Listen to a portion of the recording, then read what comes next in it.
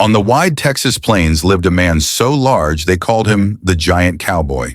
His shoulders were broad, his voice deep, and his land stretched for miles. But his house was silent, empty of laughter and love.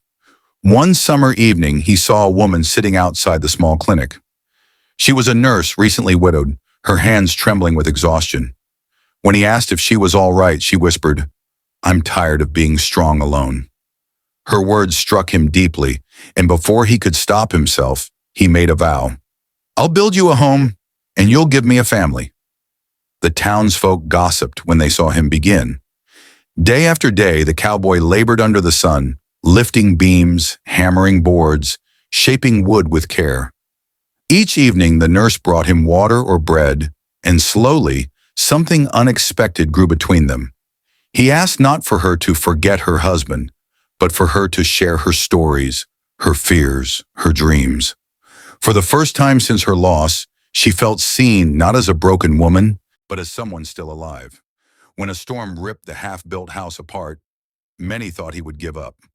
But at dawn, he and the nurse were seen gathering broken boards from the mud, working side by side.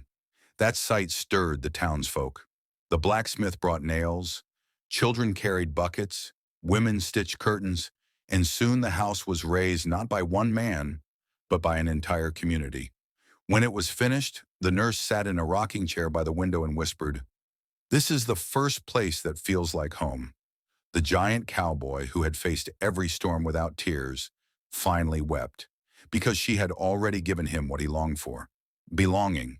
From then on, their door was never closed. Travelers found food, children found shelter, neighbors found laughter. The giant cowboy was no longer known for his size, but for his kindness, and the nurse, once bowed by grief, became the heart of the home. And whenever people asked how it all began, she smiled and said, "He built me a home and I gave him a family."